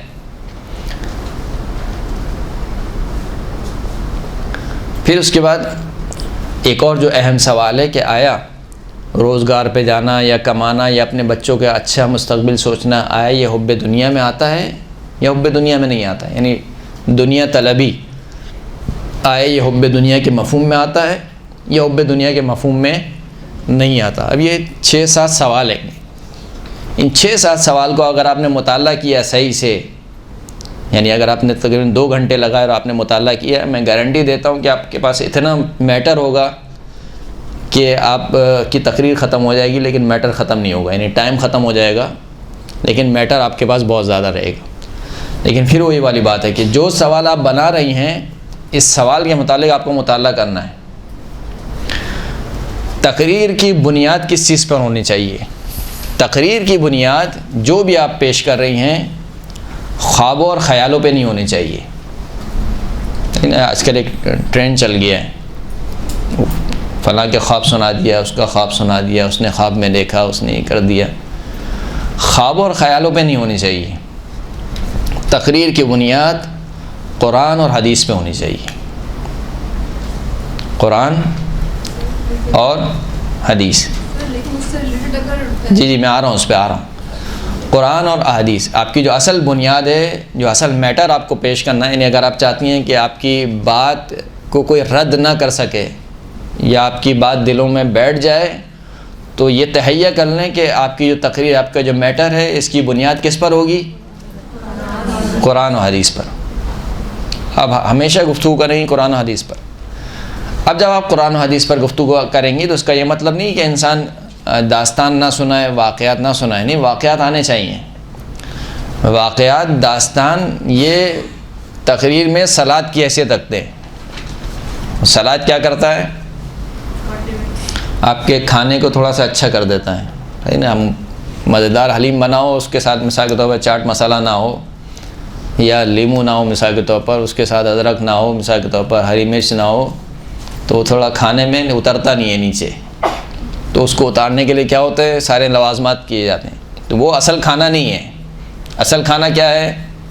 یہ حریم اصل کھانا ہے. ہمارے یہاں بس اوقات الٹا بھی ہوتا ہے، لوگ حلیم سے چاٹ مسالہ کھا رہے ہوتے ہیں، نہیں کہ چاٹ مسالے سے حلیم کھا رہے ہوتے ہیں. تو اسی طریقے سے مجالس میں بھی ایسی ہوتا ہے. واقعات، اسی طریقے سے خواب، وہ بھی اگر اتھینٹک ہوں تو یہ چیزیں سب کیا حیثیت رکھتی ہیں؟ یہ سائٹ کی حیثیت رکھتی ہیں، یعنی ایک صلات کی حیثیت رکھتی ہیں، جن سے آپ کو اپنے جو مجمع ہے اس مجمع کی خستگی کو دور کرنا ہے، اور اس مجمع کو جو سن کے مثال کے طور پر تھک گیا ہے اس کو تھوڑا سا لے کر آنا ہے. کہاں پر؟ فریش کرنا ہے اس کے مائنڈ کو، تاکہ وہ آپ کی بات کو دوبارہ سن سکے، سمجھ سکے. جب بسا اوقات بعض جو واقعات ہیں وہ بہت اچھے ہوتے ہیں، ایسا نہیں کہ ہم کہیں کہ بالکل ہی اس میں کوئی عبرت نہیں ہوتی ہیں. قرآن مجید نے بھی جو ایک اسلوب اپنایا ہے وہ داستان گوئی کا اسلوب اپنایا ہے. قرآن مجید میں داستان، جیسے سورہ قصص، اس کا نام ہی سورہ قصص ہے، قصص یعنی قصے. لیکن اب یہ دیکھیے کہ قرآن مجید کا جو فن ہے بیان کرنے کا وہ دوسری کتابوں سے بالکل الگ ہے. دوسری کتابوں میں قصے ہوتے ہیں، وہ کیا ہوتے ہیں؟ کاتب کی ایک خیال پردازی ہوتی ہے، یعنی ایک میرے ذہن کی ایک تخلیق ہے، میرا ایک تصور ہے جس کو میں کاغذ پہ لے آیا ہوں. قرآن مجید کے قصے ایسے نہیں ہیں. قرآن مجید کے قصے حقیقت پر مبنی ہیں، یعنی ایک واقعہ واقعاً ہوا ہے تاریخ میں، اور اس واقعے کو قرآن مجید پیش کر رہا ہے. پھر اس کے بعد جو عام قصے ہوتے ہیں وہ کس لیے ہوتے ہیں؟ ذہنی تفریح کے لیے، کہ آپ کا مائنڈ فریش ہو جائے. لیکن قرآن کے قصے وہ ذہنی تفریح کے لیے نہیں ہیں. کس کے لیے ہیں؟ عبرت، تاکہ آپ عبرت حاصل کریں. یہی وجہ ہے کہ قرآن مجید کے جو قصے ہیں وہ اس طریقے سے شروع نہیں ہوتے ہیں جیسے ہمارے یہاں ناول شروع ہوتی ہے. ناول جو شروع ہوتے ہیں اس میں کیا ہے؟ فلاں کا نام یہ تھا، فلاں کا باپ یہ تھا، پھر اس کے بعد یہ ہوا، پھر اس کے بعد یہ ہوا، یہ ہوا، یہ ہوا. آپ مثال کے طور پر حضرت آپ قارون کا قصہ اٹھا لیجئے. قرآن مجید میں قارون کا کل قصہ جو شاید سورہ مریم میں یا پتہ نہیں سورہ قصص میں بیان ہوا، بہرحال مجھے صحیح اس وقت میرے ذہن میں نہیں ہے.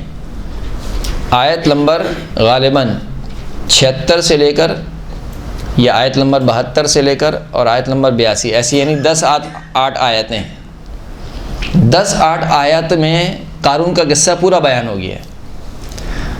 اس پورے قصے میں نہ خدا نے یہ بتایا کہ قارون کی ماں کون تھی، نہ یہ بتایا کہ قارون کا باپ کون تھا، نہ یہ بتایا کہ قارون کہاں پیدا ہوا تھا، نہ یہ بتایا کہ قارون کہاں پر زندگی کیا کرتا تھا، اس کے بچے کتنے تھے. یہ چیزیں نہیں بتائیں. کیوں نہیں بتائیں؟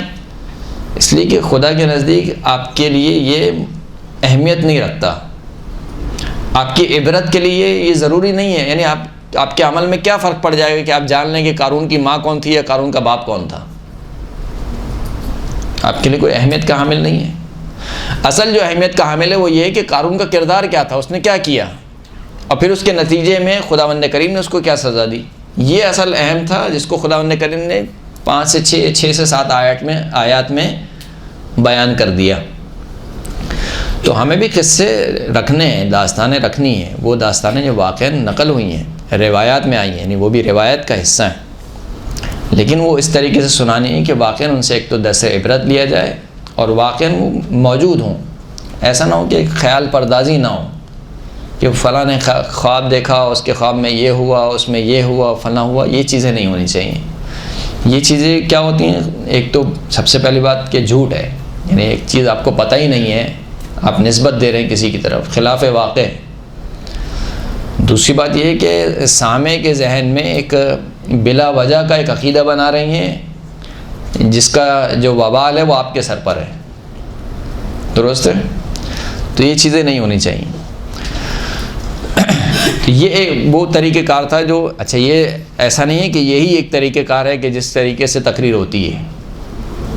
یہ ہم ابھی آپ کی خدمت میں پیش کر رہے ہیں کہ جو ابتدائی تقریر کرنے والا ہے اور اس کو ایک آئیڈیل تقریر تیار کرنی ہے، اس کا طریقہ کار یہ ہونا چاہیے کہ وہ کیا کرے کہ اس کی تقریر مؤثر بھی ہو اور سامع بھی اس کی تقریر کو غور سے سنیں.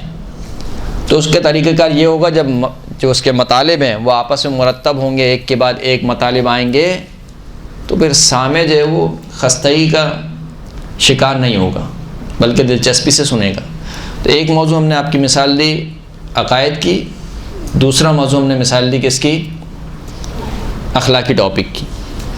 تیسرا موضوع مثال کے طور پر آپ کوئی فقہی گفتگو کرنی چاہتی ہیں، مثال کے طور پر حجاب پر گفتگو کرنا ہے آپ کو. حجاب کی اہمیت، آیا حجاب واقعاً ضروری ہے؟ معاشرے میں حجاب یا حجاب کے اثرات یا بے پردگی کے اثرات، خود ایک عورت پر حجاب کے اثرات یا بے پردگی کے اثرات، حجاب کس حد تک ضروری ہے، کتنا ضروری ہے، کن لوگوں سے حجاب ضروری ہے. اب یہ دیکھیے یہ سارے سوالات ہیں گے. ایک ٹاپک آپ نے سوچا، اس کے بعد آپ نے یہ سارے سوالات بنائے.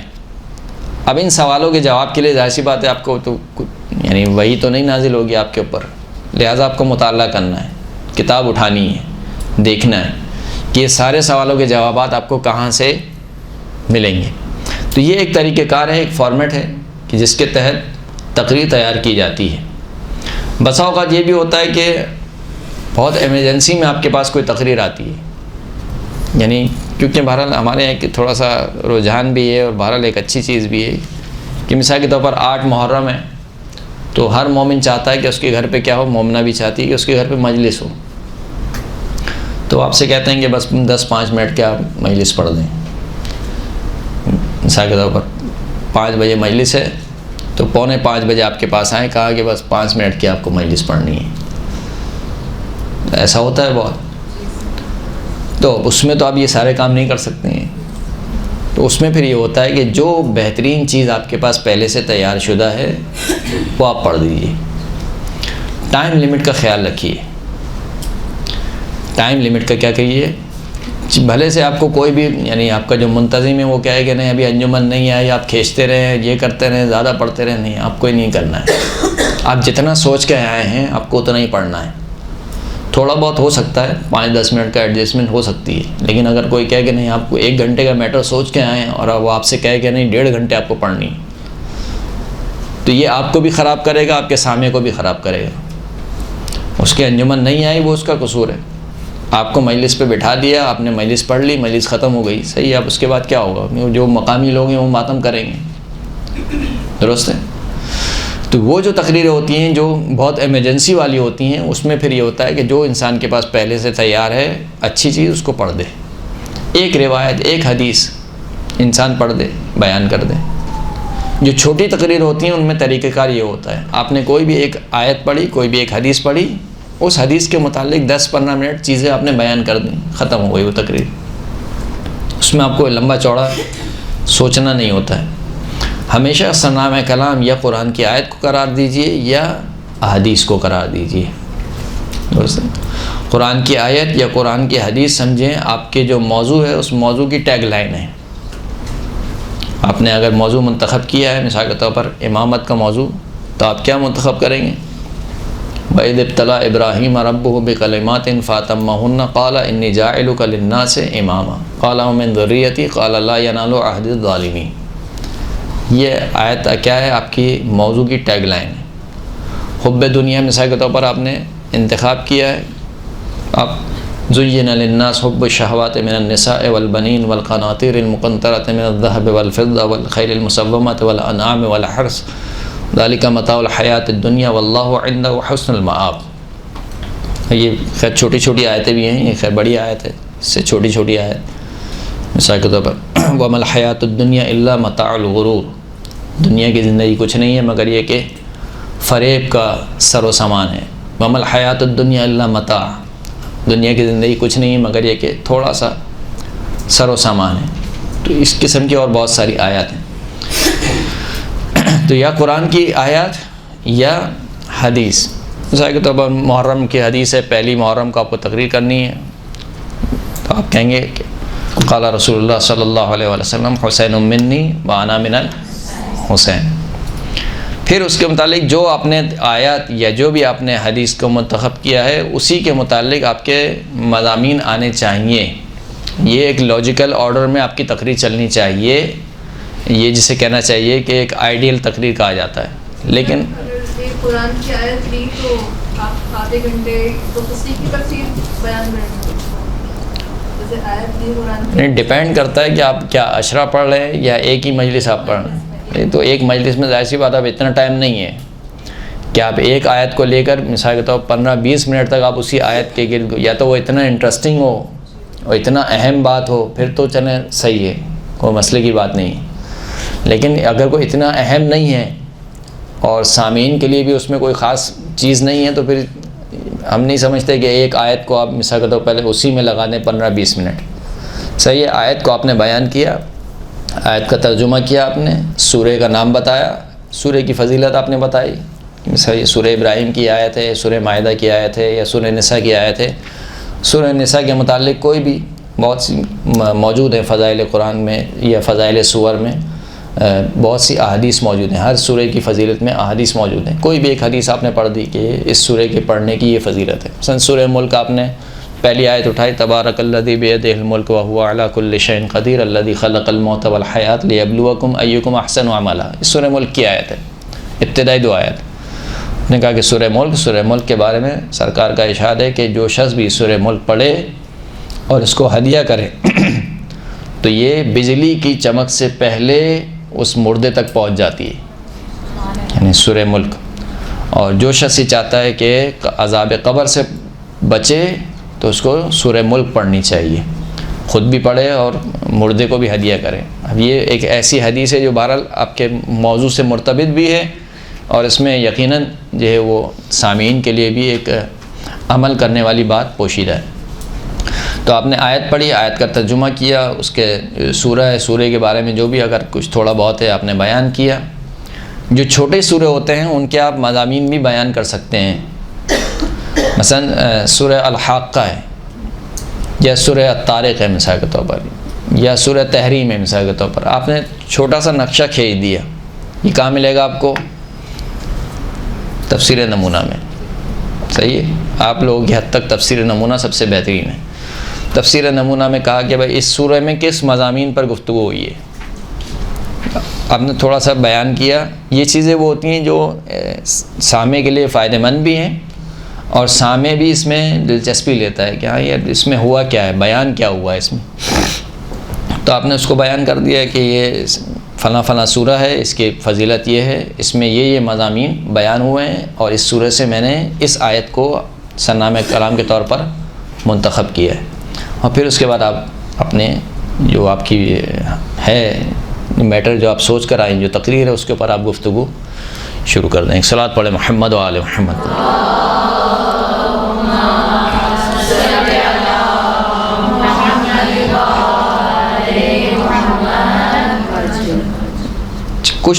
کچھ تقاریر وہ ہوتی ہیں جس میں آپ بالکل جسے کہنا چاہیے کہ اوپن ہینڈ رہنا چاہتے ہیں، اب اپنے آپ کو باندھنا نہیں چاہتے ہیں. مثال کے طور پر کیا آپ سوچ کے گئے کہ میں فضائل اہل بیت بیان کروں گا آج. صحیح، فضائل اہل بیت یعنی ایک واس ٹاپک ہے. پھر 4 معصومین اس کے اندر آ جاتے ہیں، پھر 4 معصومین کے الگ الگ فضائل آپ کس کس کو بیان کریں گے، یعنی مولا کائنات کے آپ علم کو بیان کریں، شجاعت کو بیان کریں، سخاوت کو بیان کریں، صحیح، عبادت کو بیان کریں، مولا کائنات کی زہد کو آپ بیان کریں. یہ سب موجود ہے، کتابوں میں موجود ہے. ہمارے مسئلہ یہ ہوتا ہے کہ لفاظی پر زیادہ زور دیا جاتا ہے اور میٹر پر کم زور دیا جاتا ہے. یعنی اسی میٹر کو اگر آپ اچھی لفاظی میں بیان کریں تو ایسا نہیں ہے کہ نہیں ہے کچھ، میٹر بہت موجود ہے. صحیح ہے، بالخصوص مولا کائنات کے متعلق تو خیر کتابیں بھری پڑی ہیں. تو اگر آپ نے فضائل رکھ دیا مثال کے طور پر ٹاپک، تو آپ کے ہاتھ بہت کھلے ہوئے، آپ کچھ بھی بیان کر سکتے. کچھ بھی سے مراد یہ نہیں، جو بھی فضائل سے متعلق ہے وہ آپ بیان کر سکتے ہیں. اسی طریقے سے اگر آپ نے کوئی بھی اور ٹاپک مثال کے طور پر محبت اہل بیت آپ کا ایک ٹاپک ہے، محبت اہل بیت، اگرچہ کہ اس میں بھی بہت سارے سوالات بن سکتے ہیں کہ محبت کا مطلب کیا ہے، کہ آیا محبت جو ہے وہ فقط دل تک رہنی چاہیے، محبت کے آثار کیا ہیں، محبت کے تقاضے کیا ہیں، کیوں اہل بیت کی محبت ہم سے مانگی گئی، کیا وجہ تھی کہ اللہ کے رسول نے بار بار کہا کہ میرے اہل بیت سے محبت اختیار کرو. کیا کسی کے کہنے سے محبت ہو جاتی ہے؟ محبت ایک کیفیت کا نام ہے، کسی کے کہنے سے نہیں ہوتی. تو پھر کیوں کہا جا رہا ہے کہ محبت اختیار کرو؟ تو اس کا مطلب یہ کہ اس میں کون سا حکم پوشیدہ ہے. یہ سارے وہ سوالات ہیں جو آپ ایک اچھے انداز میں بیان کر سکتے ہیں، بشرطے کہ آپ کا مطالعہ بہت اسٹرانگ ہو. اگر آپ کا پیچھے مطالعہ ہی خالی ہے تو پھر کچھ نہیں ہو سکتا. تو سب سے پہلے آپ کو مطالعہ کرنا پڑے گا. اگر آپ کو جانا ہے، تقریر کرنی ہے، تو اس بات کو باندھ لیجئے اپنے دامن سے، پلو سے، کہ مجھے مطالعہ کرنا ہے. جب تک آپ مطالعہ نہیں کریں گی ایک اچھی تقریر آپ نہیں کر سکتی ہیں. ہو سکتا ہے اچھی آپ لفاظی کر سکیں، اچھی خطابت آپ کر سکیں، لیکن وہ تقریر جسے ہم کہتے ہیں فروٹفل، جسے سننے والا سن کر یہ کہے کہ ہاں یہ تقریر تھی، اس میں مجھے کچھ ملا، وہ تقریر نہیں ہو سکتی. تو یہاں تک میرا تقریباً موضوع ختم ہو چکا ہے. اگر آپ کے سوالات ہیں، وقت کافی باقی ہے میرے خیال سے. آپ کی کلاس کتنے بجے تک ہے؟ نہیں، یہ والی کلاس 3:30 تک ہے. ہاں 10 منٹ باقی ہیں، اگر کوئی آپ کے سوالات ہیں تو میں حاضر ہوں آپ کی خدمت میں۔ محرم شروع ہوتے ہی سب سے زیادہ ہم لوگوں کے یہ سوال زیادہ ہوتے ہیں، اور خاص کر ادھر کے جب ہم اہل سنت کے علاقوں میں رہتے ہیں تو زیادہ تر ہمیں یہ بولا جاتا ہے کہ آپ ماتم کیوں کرتے ہو۔ جی یہ سب ایک تقریر کے ٹاپکس ہیں گے، لیکن ان کے اوپر بہت گہرا مطالعہ چاہیے۔ دیکھیں کچھ تو سطحی باتیں جو ہوتی ہیں وہ ہر سال ہوتی ہیں، اور پھر یہ بھی ہے کہ ہر سوال کا جواب دینا ضروری نہیں ہوتا ہے۔ آپ کے جو سامع ہیں وہ کوئی اہل سنت نہیں ہے، آپ کے سامع وہ ہیں جو الحمدللہ سارے شیعہ ہیں، سارے ماتم کو مانتے ہیں، خود ماتم کرتے بھی ہیں، کرواتے بھی ہیں، صحیح۔ تو یہ ان ٹاپکس پر بھی گفتگو ہونی چاہیے، لیکن بہت زیادہ اسے کہنا چاہیے، اس کے اوپر ٹائم اسپینڈ نہیں کرنا چاہیے۔ اچھا گرچہ کہ ضروری ہیں، کیونکہ آپ کے جو مجلس میں جو افراد آتے ہیں وہ بچے بھی آ رہے ہیں، ان بچوں کے ذہن میں یہ کانسیپٹ کلیئر ہونا ضروری ہے۔ اسکول وغیرہ میں جی جی، تو اس کے اوپر بہرحال آپ مطالعہ کریں، لکھی ہوئی کتابیں اس کو اچھی طریقے سے بیان کیجیے۔ بکس جو آپ کہہ رہے ہیں کہ مطالعہ ضروری ہے، نام بتائیں۔ دیکھیں میں نے جیسے بتایا جعفر سبحانی صاحب کی جو کتابیں ہیں، یہ ان کی عقائد کے اوپر بہت اچھی کتابیں لکھی ہوئی ہیں، یعنی میں مؤلف کا نام بتا رہا ہوں، کتاب نہیں بتا رہا ہوں میں، کتابیں ان کی بہت ساری ہیں۔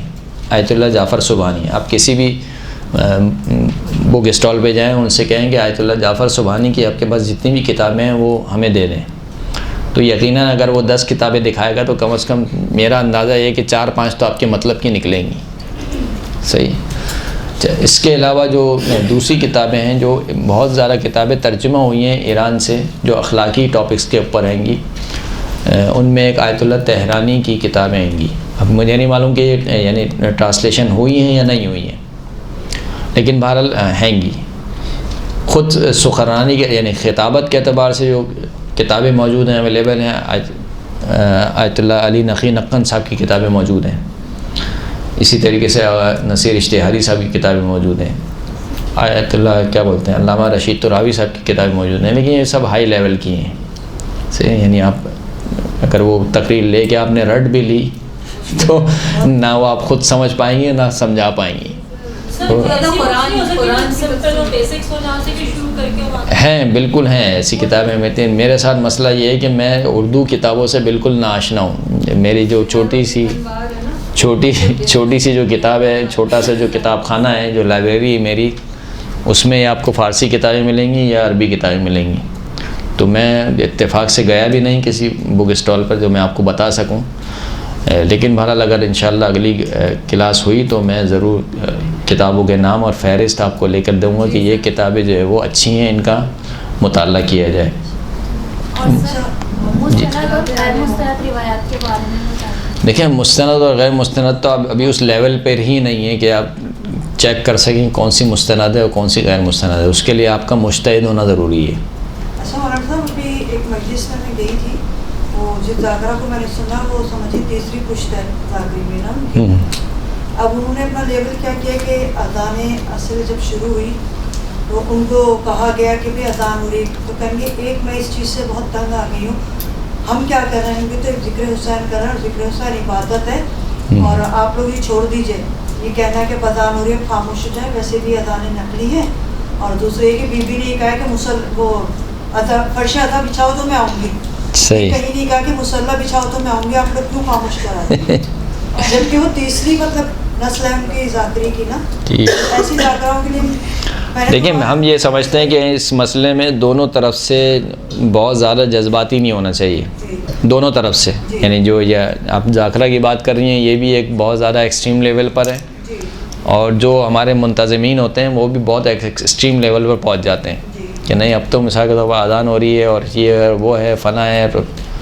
صحیح اذان ہو گئی ہے، نماز کا وقت ہو گیا ہے، اس سے انکار نہیں کر رہے، اول وقت نماز پڑھنا افضل عبادت ہے، سب کچھ ہے، لیکن اگر 10-5 منٹ 15 منٹ تھوڑا لیٹ ہو جائیں گے، یعنی آپ عام زندگی میں کیا ساری نمازیں اول وقت پہ پڑھتے ہیں؟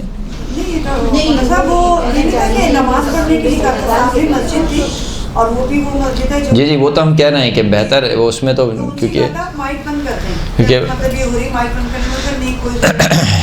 نہیں ایسا نہیں، تعلیمات اہل بیت کے خلاف ہے یہ بات، کیونکہ خود قرآن مجید میں کہا قولوا للناس حسنا، لوگوں سے اچھی گفتگو کرو، اپنا کردار ایسے بناؤ کہ لوگ تمہارے پاس آئیں، یعنی تم سے نزدیک ہوں. خود امام جعفر صادق علیہ الصلوۃ والسلام کی حدیث موجود ہے، صلی اللہ علیہ محمد،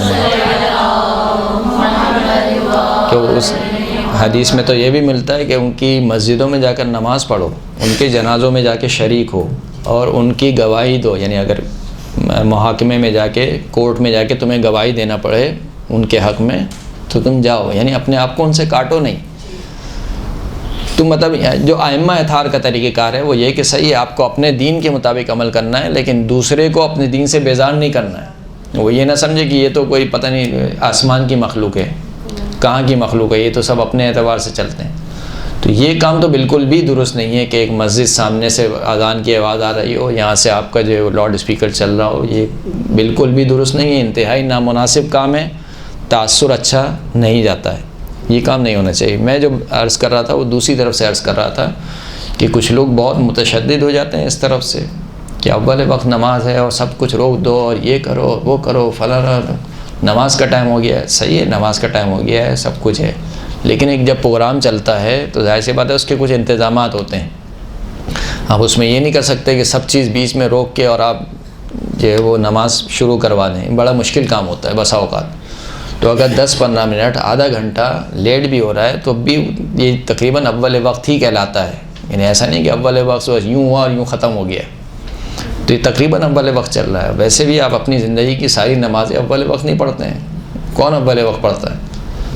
یہ ابھی میں برتن دھو لیتی ہوں، ابھی میں پوچھا لگا لیتی ہوں، ابھی وہ بچہ آ جائے میں اس کو کھانا دے لوں پھر نماز پڑھ لوں گی. تو وہاں پہ تو آپ کو اول وقت کا خیال نہیں ہوتا ہے. یہاں مجلس حسین میں یہ پورا ایک چل رہا ہے، ہونا چاہیے، اچھی بات ہے، مینٹین اس طریقے، یعنی پروگرام اس طریقے سے مینیج ہونا چاہیے کہ نماز کے وقت پہ آپ کا پروگرام ختم ہو جائے، یہ ایک اچھی بات ہے. لیکن اگر نہ ہو سکا کسی وجہ سے بھی تو سامنے والا بالکل ایسے نہ چڑھ جائے کہ ہم پتہ نہیں کون سا گناہ کبیرہ کر رہے ہیں، یہ کام نہیں ہونا چاہیے. تو یہ جو دونوں طرف کا ایکسٹریمزم ہے یہ بس اوقات کیا ہوتا ہے، مار دیتا ہے. وہی ہم نے کہا کہ آپ کو پہلے معلوم ہونا چاہیے کہ معروف ہے کیا. اب عمل معروف کر رہے ہیں، مستحب ہے اول وقت پہ نماز پڑھنا، واجب تو نہیں ہے. کسی مجتہد نے کہا ہے اول وقت پہ نماز پڑھنا؟ کسی مجتہد نے نہیں کہا اول وقت پہ نماز پڑھنا واجب ہے، سب کہتے ہیں مستحب ہے. اب ایک مستحب کام کے لیے عمل معروف بھی مستحب ہوتا ہے، یعنی اس میں بھی عمل معروف بھی واجب نہیں ہے، کیونکہ جب کام ہی مستحب ہے تو اس کا حکم دینا بھی کیا ہے، مستحب ہے. تو ایک مستحب کام پہ اس قدر آپ زور دینا کہ نہیں ابھی تو پتہ نہیں کیا مثلا آسمان زمین پہ آ گیا ہے یا کیا ہو گیا ہے، یہ نہیں ہونا چاہیے. سر اول وقت کا ٹائم کب سے کب تک ہوتا ہے؟ اول وقت کا ٹائم دیکھیں، اول وقت کا کوئی ٹائم نہیں ہے. اول وقت میں یہ کہ عرفاً کہا جائے کہ اس نے اول وقت میں نماز پڑھی ہے. فضیلت کے وقت بیان ہوئے ہیں ہمارے یہاں، صحیح نا، کہ یہ فضیلت کے وقت ہے. مثال کے طور پر آپ زمین میں ایک لکڑی گاڑیں اور اس کا سایہ جو ہے وہ اس کے 2 برابر پہنچ جائے یا پتہ نہیں 4 برابر پہنچ جائے، برابر فقہی اعتبار سے بیان ہوا ہے، فضیلت کے اوقات بیان ہوئے ہیں. اول وقت کا مطلب یہ ہے کہ یہ کہا جائے کہ اس نے پہلے وقت میں نماز پڑھ لی، یعنی اس نے سستی نہیں دکھائی. اس کا کوئی ایسا کوئی خاص ٹائم پیریڈ نہیں ہے کہ آپ کہیں گے آدھے گھنٹہ، پونا گھنٹہ، 1 گھنٹہ، ایسا نہیں ہے. اول وقت ایک عرفی مسئلہ ہے. سر جیسے خواتین مجلس پڑھ رہی ہوتی ہیں لاؤڈ پر اسپیکر پر، تو جو جینٹس کے کانوں میں آواز جا رہی ہوتی ہے تو جی اس کا مسئلہ یہ ہے کہ دیکھیں، ایک ہے استماع اور ایک ہے اسماع. استماع یعنی سننا، اسماع یعنی سنانا. صحیح ہے؟ کیا بولا میں نے؟ اسماع کے معنی کیا ہے؟ سنانا. استماع یعنی سننا، کان لگا کے سننا. یہ 2 الگ الگ موضوع ہیں، ان کے الگ الگ حکم ہیں. اسماع یعنی سنانا، ایک نامحرم عورت کو اپنی آواز سنانا کسی نامحرم کو. تو اگر اس کی آواز نوعاً ایسی ہو کہ جو جنسی لذت کو ابھارنے والی ہو، نوعاً سے کیا مراد ہے؟ یعنی کوئی شخص یہ نہ بولے کہ نہیں میرے اندر تو جنسی لذت نہیں ابھر رہی، صحیح ہے آپ کے اندر نہیں ابھر رہی ہے، لیکن نوعاً یہ آواز ایسی ہے کہ اگر مثال کے طور پر 100 لوگوں کو سنائی جائے تو 80-90 لوگوں میں جنسی لذت ابھرے گی. اس کو کہتے ہیں نوعاً. اگر ایسی آواز ہے جو سننے والے کے اندر جنسی لذت کو ابھارنے والی ہے اور اس کو اس طریقے سے نرم بنا کر پیش کیا جا رہا ہے تو یہ حرام ہے۔ آیت اللہ سستانی کی ویب سائٹ پہ بھی یہ فتوے موجود ہیں کہ نامحرم، خود قرآن مجید کی آیت بھی موجود ہے کہ زوجات رسول کو اللہ نے مخاطب کرتے ہوئے کیا کہا، ولا تخضعن بالقول، جب گفتگو کریں نامحرم سے تو اپنی آواز کو نرم نہ بنائیں، فیطمع الذی فی قلبہ مرض، اگر نرم بنائے تو کیا ہوگا، جس شخص کے دل میں مرض ہے وہ طمع پیدا کرے گا، یعنی اس کی خواہش ہوگی حرام کام کی طرف۔ تو اگر یہ کیفیت ہے تو اس کیفیت کے ساتھ کیا ہے، پڑھنا جائز نہیں ہے۔ اگر یہ کیفیت ہے، یہ کس کا مسئلہ ہو گیا، اسماع کا، سنانے کا، جو ایک نامحرم سن رہا ہے، استماع کا مسئلہ ہے، وہ میرے لیے کب حرام ہوگا سننا، جب مجھ میں یہ کیفیت پیدا ہو جائے تو میرے لیے سننا حرام ہے۔ اگر یہ کیفیت میرے اندر پیدا نہیں ہو رہی تو میرے لیے سننا حرام نہیں ہے۔ تو بس دو مسئلے یہاں پر واضح ہو گئے، سنانے کے اور سننے کے۔ سنانا اس وقت حرام ہے کہ جب آواز اس طریقے سے نرم ہو، اس طریقے سے اس کی کیفیت ہو کہ وہ سننے والے کے اندر ایک جنسی کیفیت کو ابھار دے، تو اس وقت سنانا کیا ہے، حرام ہے۔ سننا اس وقت حرام ہے کہ جب میرے اندر جنسی کیفیت پیدا ہو جائے تو میرے لیے سننا حرام ہے۔ وہ نوعی تھا، یہ شخصی ہے۔ نوعی کا کیا مراد ہے، یعنی نوعاً وہ آواز ایسی ہے کہ اگر 100 افراد کو سنائی جائے تو اس میں سے 80 افراد جو ہے وہ جنسی لذت میں مبتلا ہوں گے، اس کو نوعاً کہا جاتا ہے۔ استماع کا مسئلہ شخصی ہے، یعنی میرے اندر جنسی لذت پیدا ہو رہی ہے یا نہیں ہو رہی، اگر ہو رہی ہے تو میرے لیے سننا حرام ہے، لیکن میرے برابر والے کے لیے مثال کے طور پر اس کے اندر جنسی لذت پیدا نہیں ہو رہی ہے، اس کے لیے سننا جائز ہے۔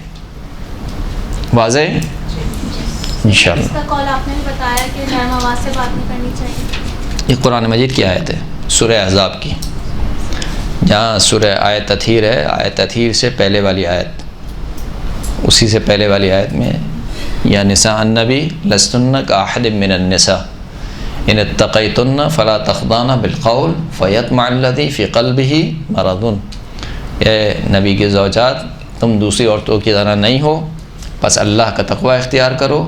اگر تم اللہ کا تقوی اختیار کرو تو اپنی آواز کو نامحرم کے لیے نرم نہ بناؤ کہ جس کے دل میں مرض ہے وہ تم میں کیا پیدا کرے، طمع پیدا کرے۔ سر جیسے بہت ساری کنڈیشنز ایسی ہوتی ہیں، جیسے میں نے دیکھا جیسے مسائل ہو رہے ہیں، لیڈیز لاؤڈ اسپیکر جیسے مسائل پڑھ رہے ہیں جو ہمارے طریقے سے لوگ تعلق نہیں رکھتے، تو میں نے کچھ سنا کہ وہ لوگ اس بات پہ کہتے ہیں کہ ظاہر ہے جب مسائل ہو رہے ہوتے تو آواز تھوڑی اور بڑھ جاتی ہے اور ظاہر ہے وہ رونے والی کیفیت ہو جاتی ہے، تو اس وقت ہمیں لاؤڈ اسپیکر چلانا چاہیے کہ لوگ باہر مذاق اڑا رہے ہوتے ہیں، کہتے ہیں ان کی عورتیں جو ہے نا کہ اتنی زور زور سے چلا رہی چیز بھی یہ کام میں مردوں کی آواز ہے۔ کہ ایک مرتبہ اعتراض بھرا اعتراض ہوتا ہے، فقط ایک چیز کو ایشو بنانا صحیح نا، ورنہ یہی افراد جو ہے وہ اعتراض کیوں نہیں کرتے، جو اینکر جو ہے وہ مثال کے طور پر خبریں پڑھ رہی ہے ٹی وی پر، یہی افراد جو وہ اعتراض کیوں نہیں کرتے کہ جو ماہ مبارک رمضان کے جو پروگرام آ رہے ہیں اس میں ایک اینکر جو ہے وہ مرد ہے، اسی کے برابر میں نامحرم عورت بیٹھی ہوئی ہے اور اس کا پردہ بھی نہیں ہے۔ یہی افراد جو وہ اعتراض کیوں نہیں کرتے کہ جب ماہ مبارک رمضان میں جو نعت کے کمپٹیشن کرائے جاتے ہیں اس میں وہی نامحرم عورت جو ہے وہ نعت پڑھ رہی ہے۔ تو اگر آپ اس طریقے سے اعتراض کریں گے تو 100 باتیں ہیں، صحیح نا، تو اس کو تو آپ چھوڑ دیجئے کہ جو اعتراض برا اعتراض۔ ہاں ایک چیز یہ کہ کیا چیز ہمارے مذہب کی بدنامی کا باعث بن رہی ہے، اس کو آپ کو دیکھنا پڑے گا کہ ایسا تو نہیں کہ اس سے ہمارا مذہب بدنام ہو رہا ہے، ہمارے مذہب کا ایک غلط چہرہ لوگوں کے سامنے جا رہا ہے، وہ بہرحال آپ کو دیکھنا پڑے گا۔ اور دوسری چیز آپ نے ٹائم کے حوالے سے میرا پوچھنا تھا کہ اگر جس طرح سے جینٹس میں تو ہوتا ہے کہ 1 گھنٹے کی مجلس ہوتی ہے لاسٹ جی، لیکن اکثر لیڈیز میں ہوتا ہے میں خود پڑھتی ہوں، لوگ ہوتے ہیں کہ آپ کو 25 کہیں ٹائم دیا جاتا ہے کہ آپ کو 25 منٹس پڑھنے کو کہتے ہیں، کوئی کہ 20 منٹس، کہیں 45 منٹس بھی ہوتی ہے، لیکن یہ سمجھ نہیں آتا ہے کہ 20 منٹس میں کس طرح ٹاپک کو انکلوڈ کیا جائے، کیونکہ ظاہر خطبے میں 10 منٹ نکل جاتے ہیں، دعائیں پڑھانے میں بہت سی لیڈیز پڑھاتی ہیں، اس میں بھی اتنا ٹائم نکل جاتا ہے۔ جی بہرحال یہ کمال ہے، یہ یعنی آپ کی ڈیپینڈ کرتا ہے آپ کی تیاری پر۔ دیکھیں ایک تیاری کا ایک طریقہ اور بھی ہوتا ہے، وہ یہ ہوتا ہے کہ اگر آپ کے پاس آدھا گھنٹہ ہے مثال کے طور پر یا 45 منٹس آئیں گے، اس میں سے 10 منٹ آپ نکال دیں مصائب کے تقریباً، صحیح، آپ کے پاس پیچھے کتنے بچے، 35 منٹس، جتنے منٹس بھی آپ کے بچے ہیں اس کو 3 حصے میں ڈیوائڈ کر دیجیے اور ہر حصے کا میٹر نکالیے، 10 منٹ کا میٹر یہ پھر 10 منٹ کا میٹر یہ، پھر 10 منٹ کا میٹر یہ، یعنی اپنی تقریر کو 3 حصے میں ڈیوائڈ کر دیجیے کہ پہلے 15 منٹس میں مجھے یہ بتانا ہے، دوسرے 15 منٹس میں یہ، تیسرے 15 منٹس میں یہ. تو اس سے آپ کا کبھی بھی نہ شارٹیج ہوگی آپ کی میٹر کی، اور نہ میٹر جو ہے وہ بہت زیادہ ہوگا. ایک اچھے انداز سے گفتگو ختم ہو جائے گی. لیکن بہرحال ایک تجربہ چاہیے ہوتا ہے کہ اپنے میٹر کو کس طریقے سے قابو کرنا ہے. بس اوقات انسان سوچ کے بہت جاتا ہے لیکن نہیں پڑھ پاتا ہے. اب جب نہیں پڑھ پاتا ہے تو ایسا نہ ہو کہ بات ادھوری رہ جائے، یا لوگ کہیں کہ یار مولانا نے بات شروع کی اور ختم تو کی نہیں، کچھ سمجھ میں ہی نہیں آیا کہ وہ کیا کہنا چاہ رہے تھے. ایسا نہیں کہ آپ کی تمہید ہی پوری 1 گھنٹے کی مجلس ہو جائے، ایسا نہیں ہونا چاہیے. تو یہ ساری چیزیں بہرحال تجربہ چاہتی ہیں. آپ اپنے اعتبار سے کوشش کر سکتے ہیں لیکن یہ چیزیں کر کے آتی ہیں. اور ہم وہ کوچ ہیں کہ جو صرف ڈریسنگ روم میں بولتے ہیں، جن کو خود کچھ نہیں آتا ہے. کوچز کیسے ہوتے ہیں؟ وہ اعتراض بہت کرتے ہیں کہ اس کو ایسے کرنا چاہیے تھا، اس کو ایسے کھیلنا چاہیے تھا، اس کو ایسے کرنا چاہیے تھا. جب ان کو خود کھڑا کیا جاتا ہے تو ان کو خود کچھ نہیں آتا ہے.